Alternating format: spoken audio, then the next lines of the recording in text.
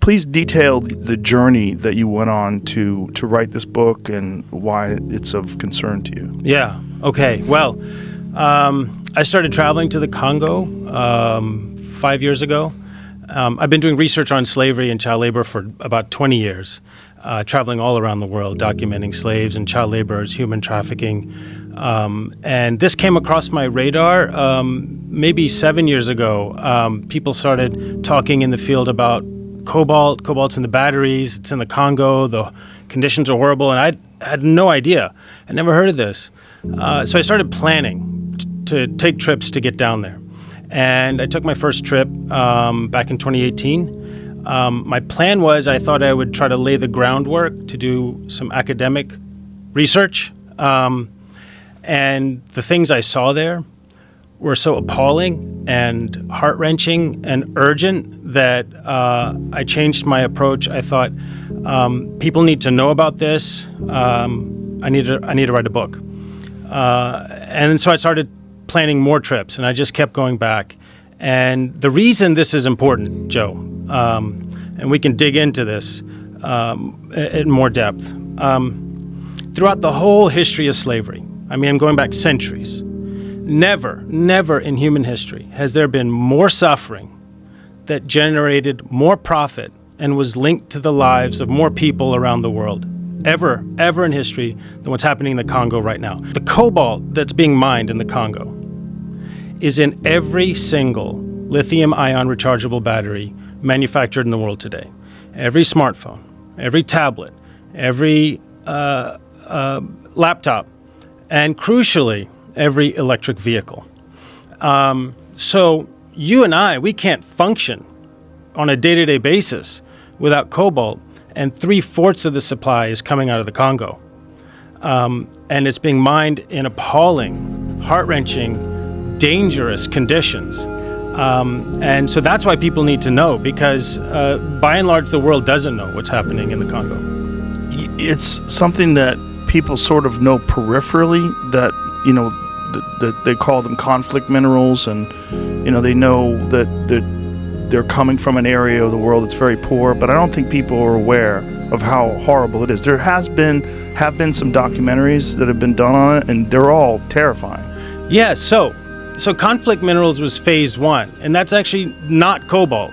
What does it refer to? Conflict minerals? So conflict minerals, also called the 3TG minerals, are tin, tungsten, tantalum, and gold. And those are in the eastern Congo. And that catastrophe started around the year 2000. The militias moved in, and the eastern Congo is sitting on some of the largest reserves in the world of those 3TG minerals, especially tantalum. And those are all used in microprocessors. And you can think back to, you know, around the year 2000, mobile phones first started coming out and gaining traction. I still remember my little StarTAC flip phone that I had from Motorola. You remember that? Sure. And all that supply was coming out of eastern Congo. Militias and warlords were forcing the local population at gunpoint, machete point, to dig this stuff out, and it was flowing up into the formal supply chain, into mostly those first generation cell phones. And that became known as conflict minerals. Cobalt started later.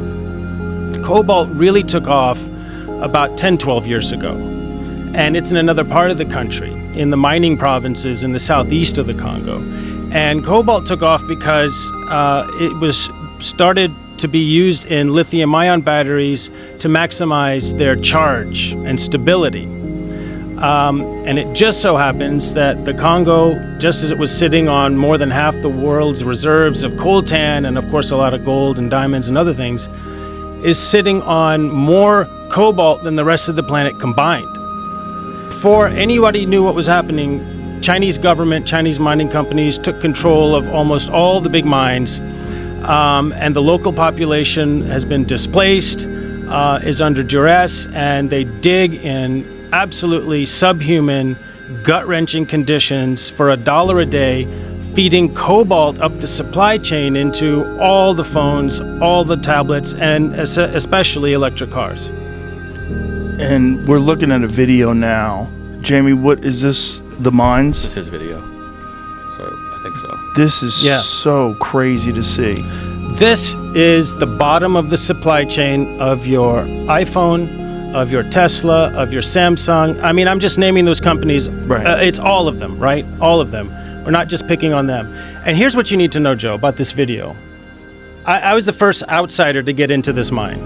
And that's why it's just a really short video that I was able to take.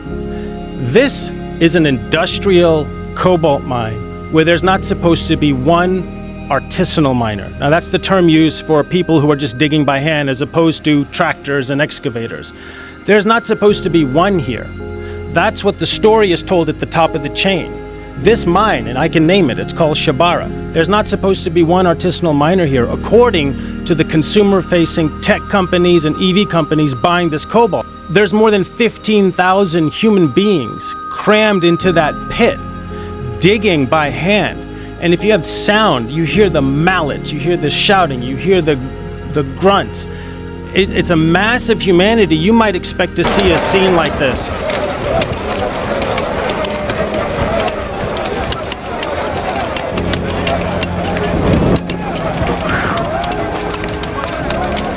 So there's a term that gets used, clean cobalt. There's no clean cobalt. It's not real. No. It's all marketing. It's all PR. It's a fiction. Just like that place, there's not supposed to be any artisanal mining there. It's all done industrially. That's the story told at the top of the chain.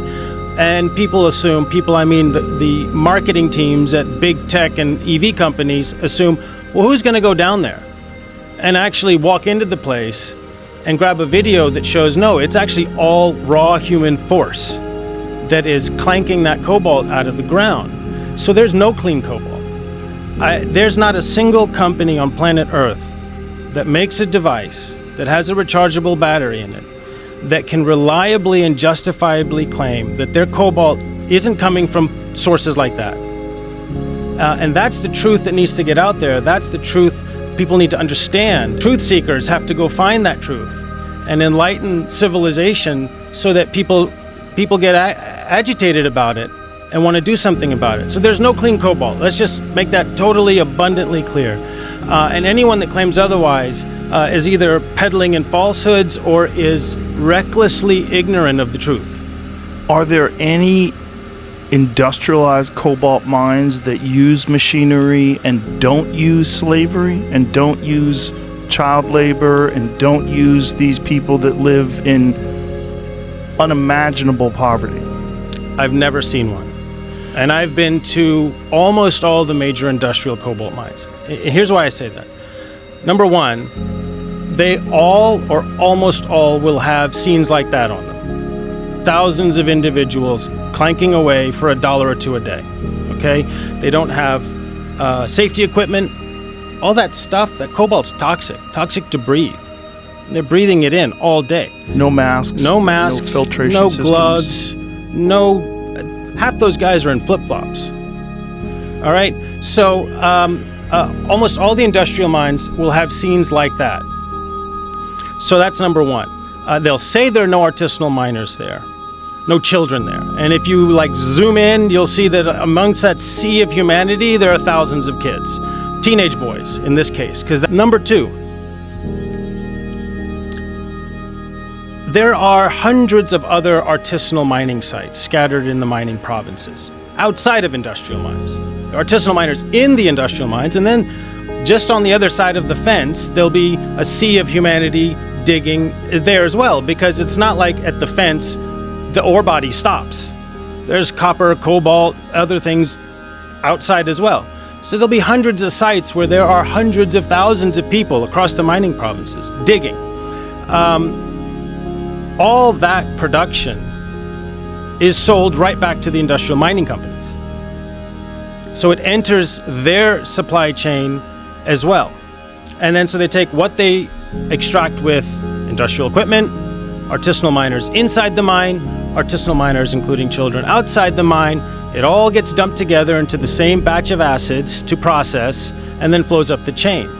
And again, no one can reasonably claim that their cobalt, even if they say that industrial mine, totally clean, don't believe what Siddharth is saying, that's a made-up fake video. They can't demonstrate reliably that all the other cobalt being dug up by kids in thousands of sites across the mining provinces isn't also flowing into their supply chain. But there's not enough cobalt outside of the Congo to meet demand. And demand projections are 400, 500, 600% increase in cobalt demand in the next decade or two, primarily being driven by adoption of electric vehicles. Each battery pack in an EV requires up to 10 kilograms of refined cobalt. That's 1,000 times what's required for a smartphone. So huge demand as the world transitions from internal combustion engines to electric vehicles, which is a net good thing, except for the people in the Congo. So there's not enough other cobalt out there. Even if all the non-Congo cobalt was perfectly sourced, there's not enough other cobalt out there to meet demand. These companies that we talked about that use all this stuff, whether it's electric vehicle companies or cell phone manufacturers, obviously they're aware of this. Yes, no question. They have to be. Have they made any attempts to mitigate this in any way? No, not sufficient efforts. Most of what is done is PR statements, marketing. All these companies will say, we have zero tolerance policies on child labor. We ensure standards of dignity and human rights for every member of our supply chain, down to the mining level. They'll all say this, down to the mining level. And they say it. And they may throw some money at the odd NGO or coalition or alliance that's meant to be working on these things. My book will demonstrate, as I take the reader on the journey from place to place, mine to mine, there's this fiction that exists outside of the Congo of what companies are doing and what the conditions are like. And then there's the reality. Underneath those layers of obfuscation, there's the reality. There's the truth on the ground. And not one company, not one business alliance, not one entity up the chain is doing remotely enough to ensure that the dignity and human rights of the people of the Congo, not to mention the environment, because although mining companies are just polluting and clear-cutting forests to build and expand mines, they're not doing nearly enough to respect the people and earth of the Congo, while we outside enjoy our, renewable, gadget-driven lifestyle.